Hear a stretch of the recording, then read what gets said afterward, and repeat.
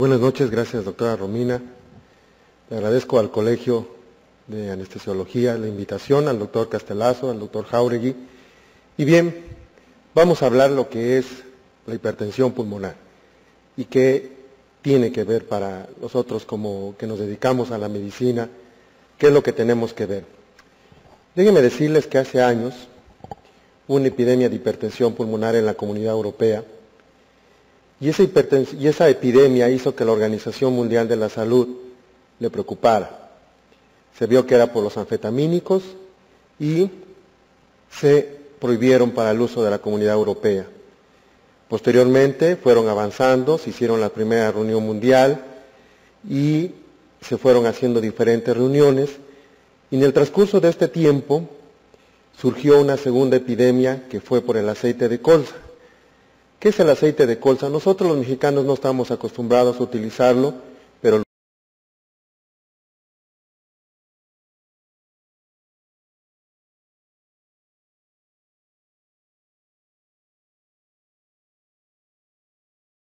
utilizaban los españoles.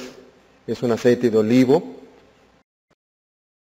Iban de casa en casa vendiendo este aceite para la cocina de los españoles. Posteriormente fue el brote de la hipertensión pulmonar y cuando se pusieron a analizar en forma retrospectiva, vieron que este aceite de olivo que la gente cocinaba en España estaba adulterado y era el que producía la hipertensión pulmonar. Todos estos brotes hicieron que la Organización Mundial de la Salud se preocupara por qué pasaba con la hipertensión pulmonar. Y entonces empezaron a realizar los diferentes consensos, y el último de ellos fue en el 2008 en Dana Point, Estados Unidos, y pronto será en Francia en el 2013 la nueva reunión, que es cada 5 años. En esas reuniones se delimita cuáles son los parámetros que uno como médico debe de conocer acerca de la hipertensión pulmonar. Bien, ¿cuál es la definición de la hipertensión pulmonar?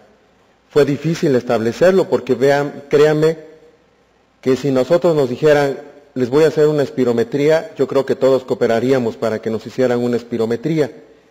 Pero si a nosotros nos dijeran, le vamos a hacer un cateterismo cardíaco derecho para delimitar la hipertensión pulmonar, para ver cómo está su circulación pulmonar, yo creo que pues nadie se dejaría, ¿verdad? Entonces, hoy por hoy, estos parámetros fueron delimitados en el consenso de Dana Point y vean que realmente son el diagnóstico definitivo de la hipertensión pulmonar se da por el cateterismo cardíaco derecho y es más de 25 milímetros de mercurio de la presión media de la arteria pulmonar. Solamente se tomó la determinación en reposo y anteriormente se tenía una determinación en ejercicio, la cual fue completamente desechada. Hoy, este sería el diagnóstico, la nueva definición de la hipertensión pulmonar determinada por cateterismo. ¿Qué pasa? Nosotros en América Latina y en México tenemos una medicina más de curativa más que preventiva. Habitualmente los pacientes tienen un periodo preclínico y cuando llegan con nosotros los médicos llegan con los síntomas realmente. Y hay diferentes formas de hipertensión pulmonar que vamos a ver y van a ver que después del diagnóstico existen 2.8 años de sobrevida, por ejemplo en las formas idiopáticas. ¿Qué pasa en América Latina? Es muy parecido. La mayoría de las personas son diagnosticados como asmáticos con disnea. Aunque el asma es una disnea intermitente, la hipertensión pulmonar es una disnea progresiva. Vean que estos pacientes empiezan a elevar la presión pulmonar cuando llegan con el médico, ¿sí? La mantienen arriba, pero lo que caracteriza es las resistencias que van aumentando y el gasto cardíaco que va disminuyendo. Estos pacientes se ven limitados. ¿Por qué? Imagínense, por ejemplo, las formas idiopáticas son mujeres jóvenes. Pues la mayoría son mujeres, son jóvenes. Imagínense que quieren caminar. Y cuando tratan de caminar, como tienen aumento de la resistencia, se les cae el gasto cardíaco y les da el síncope. Entonces son pacientes que están sentaditos, que están quietecitos, que no se mueven, porque si se mueven se les cae el gasto cardíaco y les viene el síncope, ¿sí? Hoy conocemos que no todos los pacientes con hipertensión pulmonar tienen la misma sobrevida. Vean, los que tienen cardiopatías congénitas, cómo les va mucho mejor, los que tienen porto pulmonar y las formas idiopáticas mucho mejor, y vean cómo los pacientes con escleroderma, con lupus, tienen un peor pronóstico, pero el que peor pronóstico tiene son los pacientes con HIV e hipertensión pulmonar. Vean, esto es lo que hoy conocemos de lo que sucede.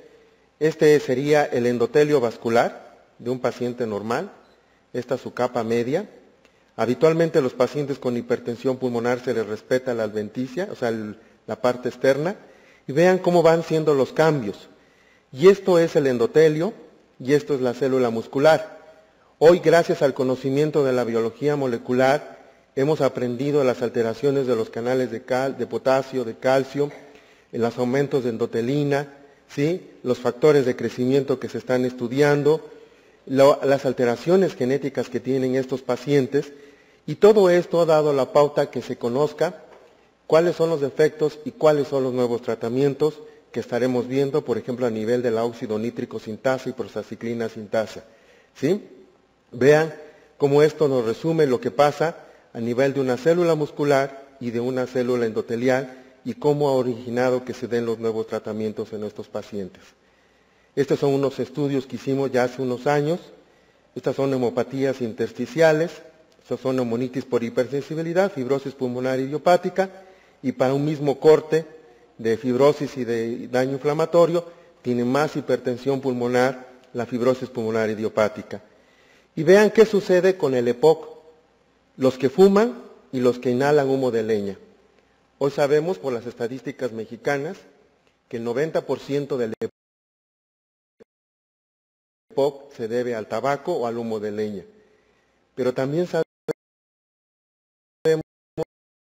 que al final de la historia les va peor a los que inhalaron humo de leña que a los que fumaron tabaco. Y lo mismo sucede en las arterias. Las arterias de los pacientes que inhalan humo de leña tienen más deterioro que los pacientes que fumaron tabaco. ¿Sí? Esto solamente lo comprobamos histológicamente. Hay una clasificación, es cierto, que nos ayuda a que nosotros los clínicos identifiquemos a los grupos y les podamos dar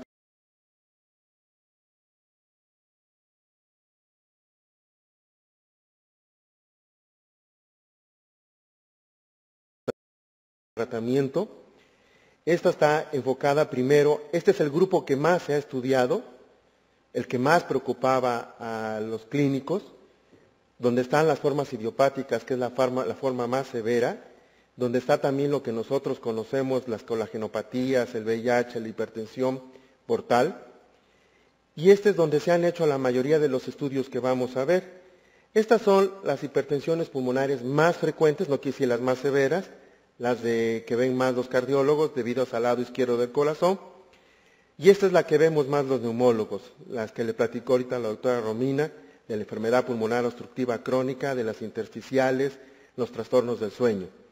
Déjenme decirles que mientras los anteriores hacen hipertensiones pulmonares severas, las neumopatías hacen hipertensiones pulmonares leves y moderadas, no las hacen tan severas.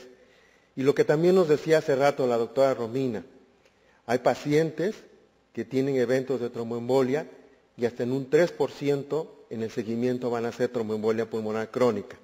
Hoy hemos aprendido que esos jóvenes que hacen un evento de tromboembolia pulmonar y que no tienen ninguna causa, hay que seguirlos muy estrechamente en los primeros 2 años porque posteriormente nos pueden aparecer con la tromboembolia pulmonar crónica. Este es el quinto grupo que ven cada vez va aumentando, cada vez son más las enfermedades que se van comprendiendo y cada vez se va conociendo todas las entidades que tienen hipertensión pulmonar. Vean, yo que quisiera diagnosticar la hipertensión pulmonar, ¿qué debo hacer?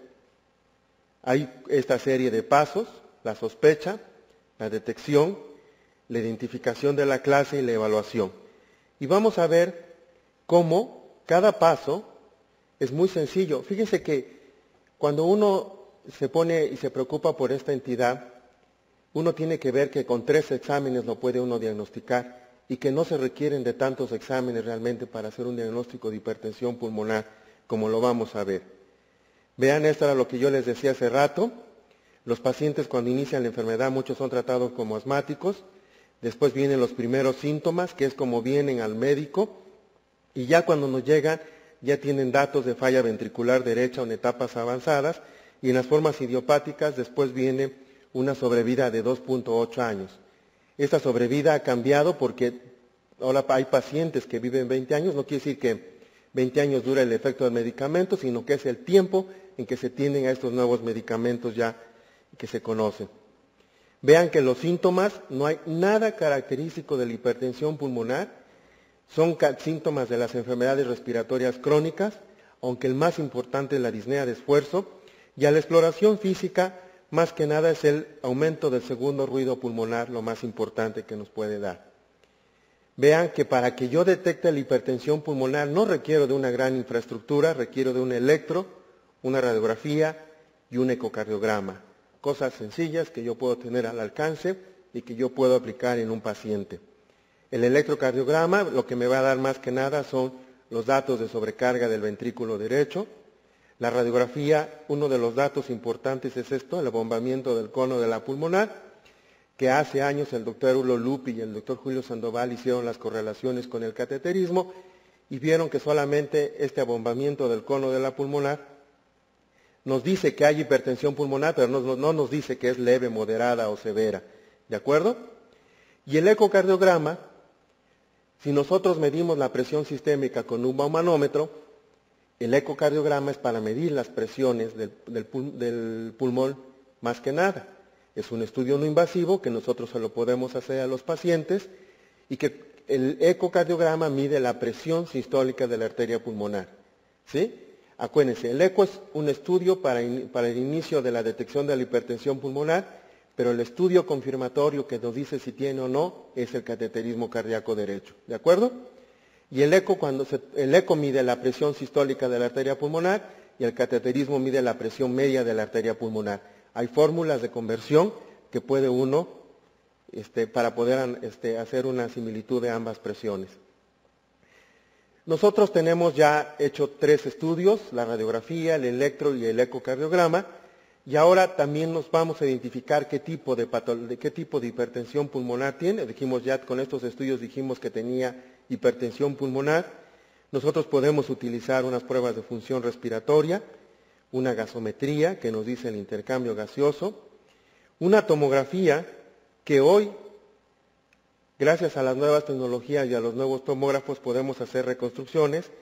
No sé si se vea esta parte. Sí se ve, ¿verdad? Este es un trombo y este es otro trombo.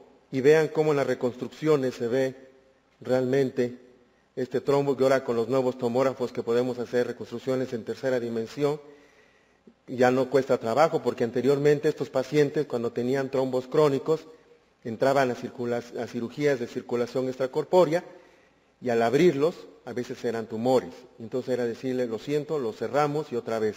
Para evitar esto, hoy se cuenta con esta tecnología que son las tomografías y que nos ayudan a definir. La angiografía pulmonar ya no se realiza de manera rutinaria, solamente en forma selectiva, cuando hay casos de que se dude la tromboembolia pulmonar. Vean, esta imagen se la puse porque es un árbol de la circulación pulmonar normal.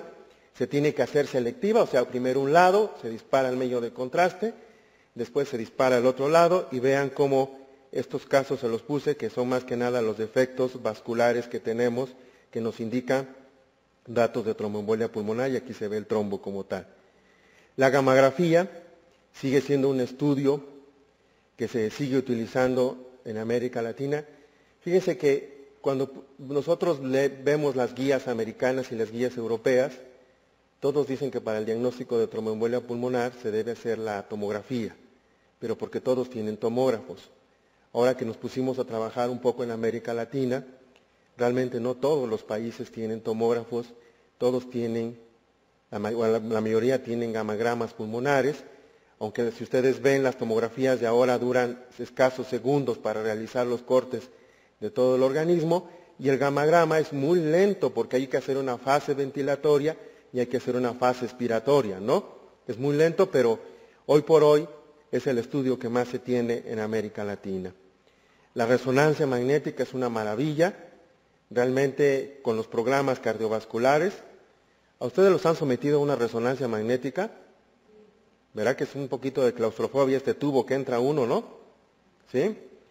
Entonces, bueno, pero estos nuevos aparatos es una maravilla. Esta es la arteria pulmonar, aquí se coloca el pulsor y automáticamente mide el volumen sistólico, el gasto cardíaco, y a través de esto podemos medir también distensibilidades. Es una maravilla porque todavía no se ha visto que reemplace al cateterismo cardíaco, pero hay pacientes que se dejan hacer un primer cateterismo, pero que no quieren hacerse un segundo cateterismo, y entonces se está utilizando la resonancia magnética cardiovascular. Muy bien, hasta aquí ya detecté mi hipertensión pulmonar, ya vi a qué clase dependía, y entonces ahora sí voy a ver cuál va a ser su severidad y cuál va a ser el pronóstico. Aquí sí ya empiezan los otros estudios, aquí ya viene la clase funcional de la Organización Mundial. Acuérdense que esta clase funcional es del 1 al 4. 0 es como todos ustedes que no se fatigan ni para caminar, ¿sí? Y 4 es cuando el paciente se cansa, hasta para peinarse se fatiga. Esa es la clase funcional. Si ustedes reciben un paciente con hipertensión pulmonar, siempre tienen que ponerle su clase funcional en el expediente. 4, 3, 2, como vean, para que ustedes vayan viendo si va mejorando, va empeorando. ¿De acuerdo? Aquí ya empieza la caminata de 6 minutos y aquí ya vienen los marcadores biológicos y vienen los parámetros hemodinámicos. ¿De acuerdo? Vean, este es el primer cateterismo que se hizo. Este señor Forsman, miren, se mete el catéter, creo que no tenía otra cosa que hacer, ¿no? Esto es, sí ven aquí el catéter, ¿verdad? ¿Sí? Bueno, espero que sí se vea. Sí se ve, ¿verdad? Aquí va parada la aurícula derecha y él se mete este catéter, se toma la radiografía, se miden las presiones y junto con Cornell y Dickinson en 1956 les dan el premio Nobel de Medicina. Bueno, ahora no tiene uno que hacer estas cosas para que le den un premio Nobel, ¿verdad? Pero porque los premios Nobel de ahora son de la biología molecular de la medicina, ¿sí? Pero ¿qué quiere decir? Que si yo tengo un paciente con hipertensión pulmonar, que ya lo sospeché, que ya lo confirmé, que ya lo empecé a estudiar, y yo quiero saber si tiene o no realmente, le hago el cateterismo cardíaco. ¿Y en qué consiste el cateterismo? Consiste en meterlo en la sala de hemodinámica, meterle un catéter de Swan-Ganz, medir las presiones. Por favor, cuando midan las presiones, espérense una media hora para después medir las presiones. A cualquiera de nosotros, pues cuando nos ponen un catéter o una venoclisis, pues nos asustamos, nos ponemos taquicárdicos, ¿sí o no? Entonces, lo que tenemos que hacer es esperar que el paciente se relaje, esté tranquilo y posteriormente a la media hora medir las presiones. Después lo retamos con un medicamento. Lo que se utiliza más en América Latina es el Ilopros inhalado, de rato se los voy a presentar. Y entonces lo que uno espera ver es que esta es la presión media de la arteria pulmonar y conforme pasan los minutos vaya disminuyendo la presión de la arteria pulmonar, vaya mejorando el gasto cardíaco y vayan disminuyendo las resistencias. Esto es lo que sería una respuesta positiva a el test de reactividad vascular pulmonar. ¿De acuerdo? Se han utilizado diferentes vasodilatadores como adenosina, que también se utiliza en México, el óxido nítrico, que es el mejor, pero es muy caro, ¿sí? La prostaciclina, que también se utiliza, pero hoy en México y en parte de la mayoría del mundo ya se está utilizando el Ilopros para el reto de vasodilatador agudo. Vean, ahora resumamos todo lo que vimos para el diagnóstico. Si yo tengo un paciente que tiene síntomas y signos sugestivos de hipertensión como la disnea, hago una evaluación no invasiva, considero las dos causas más frecuentes, la del lado izquierdo y derecho, y tomo los estudios básicos que yo les dije. Si confirmo que hay hipertensión pulmonar, hasta ahí quedó el estudio del paciente y no lo hice gastar más. ¿De acuerdo? ¿Sí? Pero si tiene una hipertensión, yo les dije que estos pacientes, los neumópatas y los cardiópatas, tienen hipertensiones pulmonares leves moderadas. Pero si tiene una hipertensión pulmonar severa y desproporcionada, entonces yo les hago un gamagrama. Si ese gamagrama tiene defectos, digo tiene tromboembolia pulmonar crónica y hasta ahí terminó. Si no tiene defectos, entonces vean que hasta aquí es donde yo les realizo el cateterismo cardíaco derecho. Ya dependiendo de la confirmación, le puedo hacer diferentes estudios que me van a dar el diagnóstico definitivo de estos pacientes. ¿Qué pasa nosotros los médicos? Cuando nosotros tenemos un paciente con hipertensión pulmonar, yo lo voy a meter al quirófano. ¿Qué tanto me dice cuáles son los pacientes de buen pronóstico y cuáles son los pacientes de mal pronóstico? ¿Sí? Esto ya fue determinado. Vean, estas son las variables que me indican, ¿sí?, cuáles son los pacientes de bajo riesgo y cuáles son los pacientes de un alto riesgo para que también en el tiempo les va a ir bien o mal. ¿De acuerdo? O sea, yo tengo un paciente que lo valoro con la hipertensión pulmonar, que lo voy a meter a una cirugía, y hay unos parámetros que a mí me determinan qué es lo que a este paciente puede tener un peor o un mal pronóstico. ¿Sí? También hay ya estadísticas que me dicen si después de someterle a una cirugía, de que el paciente salga, bueno, el paciente con hipertensión pulmonar tiene un riesgo altísimo, un riesgo hasta porque les operen un dedo, esos pacientes tienen una alta mortalidad. Hoy con los nuevos medicamentos eso ha disminuido. Anteriormente hasta para una apendicitis, una colistectomía, los pacientes se complicaban, hoy no, porque hoy se tratan los pacientes desde antes y ya van premedicados y ya van con los tratamientos establecidos. ¿Dónde debe estudiarse la hipertensión pulmonar? Para esto ya se pusieron a discutir los españoles y están publicados en estas dos revistas y nos dicen que en los centros de referencia, que son hospitales de alta especialidad, donde se estudian estos pacientes. El primer nivel y el segundo nivel lo pueden detectar y un tercer nivel sirve para hacer un estudio hemodinámico y para establecer los tratamientos. En América Latina hicimos una estadística de cuántos centros de referencia existen. Vean, son 88 centros los que hay y sin lugar a dudas pensamos que México era el que tenía más centros, pero nos ganó Brasil, pero bueno, Brasil tiene 300 millones de habitantes, ¿verdad? Entonces, pero ya en América Latina hay centros de referencia, hay médicos que se dedican ya a la hipertensión pulmonar. Nos preocupaba porque no había países en los cuales no existía como tal médicos que se dedicaran al estudio de esto. Y una de las formas como lo hemos hecho es a través de este manual que lo hicimos en México, el instituto, y que ha servido para una forma de educar a todos. Y si gustan ustedes, yo se los puedo pasar vía electrónica para que lo tengan y que donde trabajan todos los pacientes con hipertensión pulmonar, como lo ven. Pero bien, vayamos al tratamiento. Ya supimos que era la hipertensión pulmonar. ¿Qué objetivos busco yo como médico a tener en hipertensión pulmonar? Vean, disminuir la mortalidad, mejorar la hemodinámica, mejorar la capacidad de ejercicio y la calidad de vida. ¿Por qué es esto? Fíjense que para ustedes caminar 20 metros no es nada. Es lo que hacemos de aquí al caminar a la puerta de la entrada, o menos. Pero para estos pacientes, caminar 20 metros es un gran lujo. ¿Sí? Es impresionante cómo cuando ellos empiezan a caminar un poquito más, pues sobre todo las formas idiopáticas, las gentes jóvenes dicen, ay doctor, puedo caminar. Por eso se les hace caminatas de seguimiento, porque vamos viendo qué tantos metros van caminando. Y va uno viendo cómo mejora su calidad de vida de ellos. Hay un tratamiento médico inespecífico y un tratamiento médico específico. El inespecífico es el que todos conocemos, diuréticos, digital y oxígeno. Y el tratamiento médico específico existe la monoterapia y la terapia combinada. Si yo le hice al paciente lo que les enseñé, un test de reactividad vascular pulmonar, estos son mis criterios para considerar si es respondedor o no respondedor.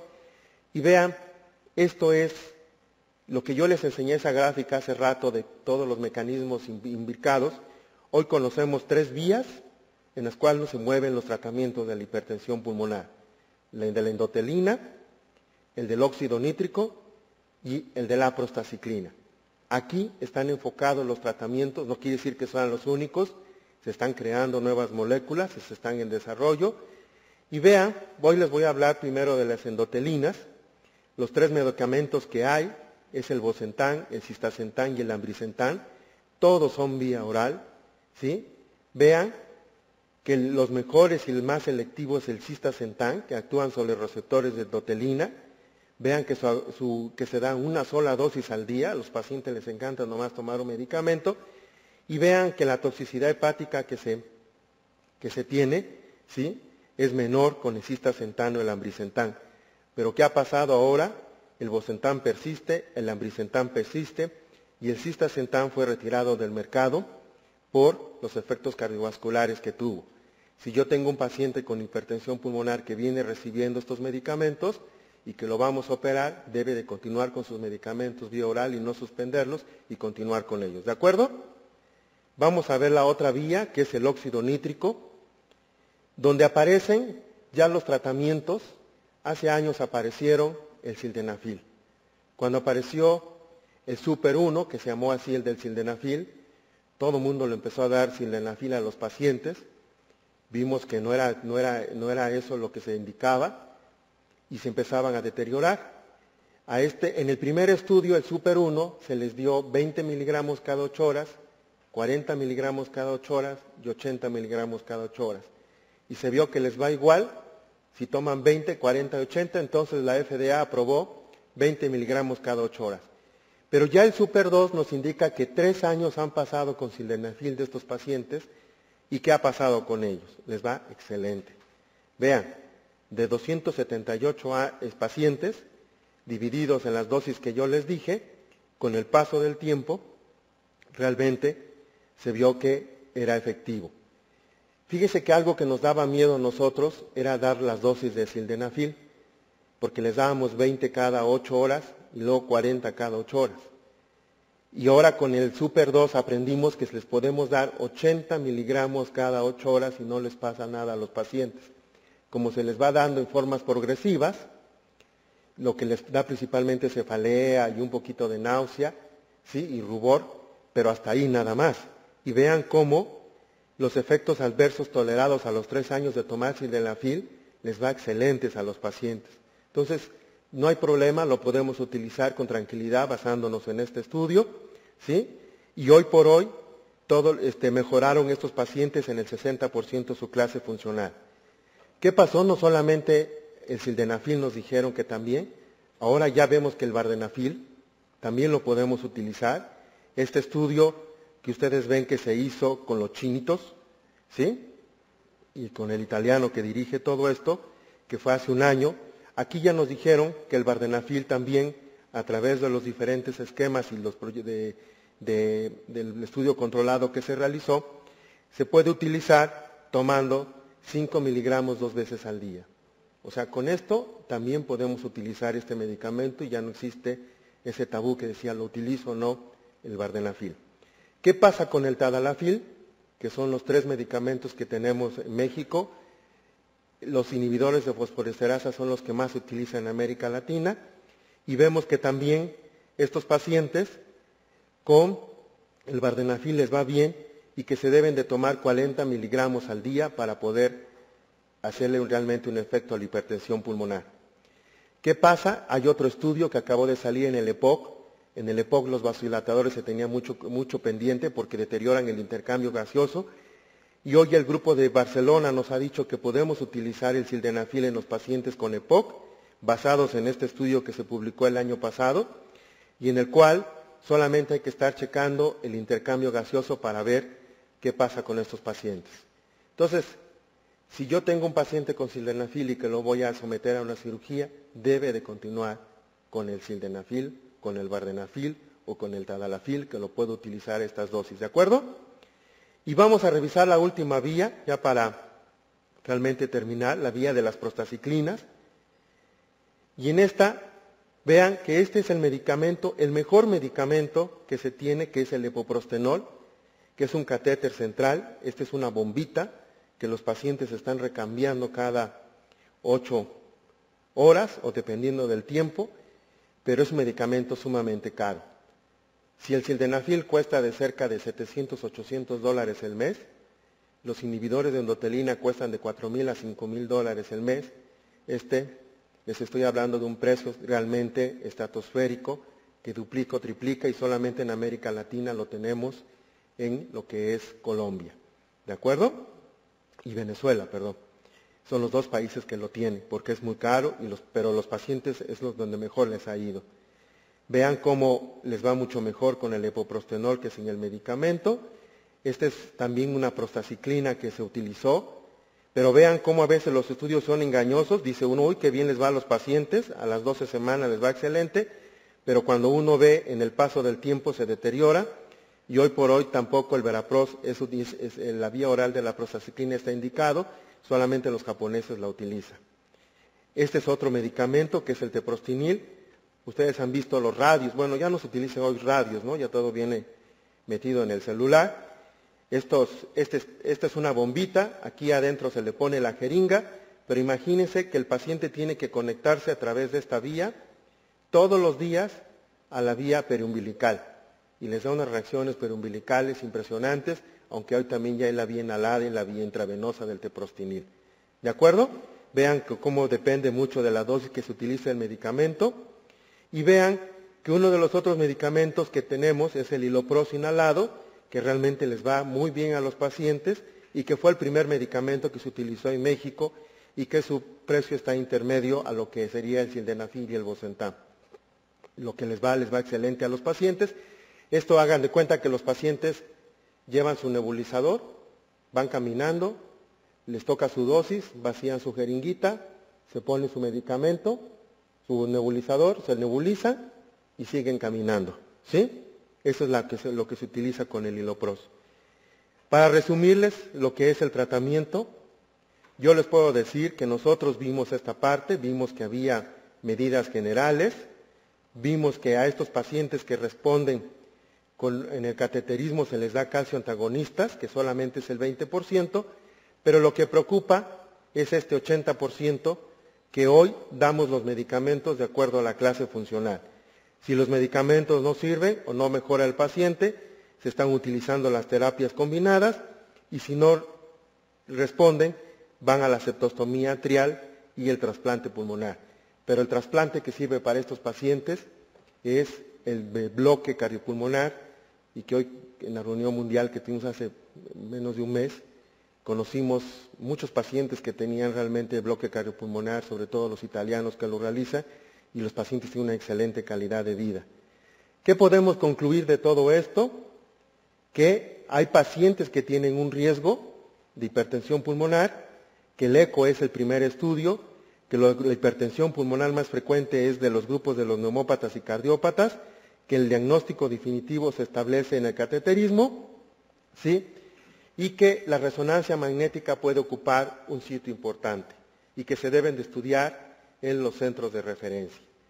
Bueno, hemos estado trabajando, esta es una reunión que tuvimos hace poco en España, entre España y América Latina, un buen intercambio de conocimientos.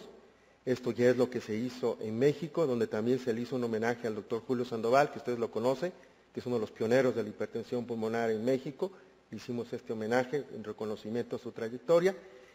Y esto es el Día Mundial, que fue un gran esfuerzo. Realmente ustedes conocen, esto es la reunión de los continentes. Les voy a presentar, este es el doctor, es el nuevo presidente de la Sociedad Europea de Cardiología, el doctor Miguel Ángel Gómez Sánchez, Simoniu, Nazareno y Rubins, que son los que se dedican a la hipertensión pulmonar y los que más escriben. Este es el representante de la comunidad europea, este es el representante de la comunidad africana, este es el representante de los Estados Unidos, esta es Irene y Juan, que son los españoles y los anfitriones que tuvieron a bien hacer toda esta reunión donde realmente se llegaron a hacer muchos consensos y muchas cosas buenas para los pacientes y para la medicina actual. Y termino haciéndoles una invitación. El año pasado tuvimos un día latino que fue la sede de Miami. Este año tendremos una sede que será Costa Rica el 28 de noviembre del 2012. ¿Sí? Muchísimas gracias.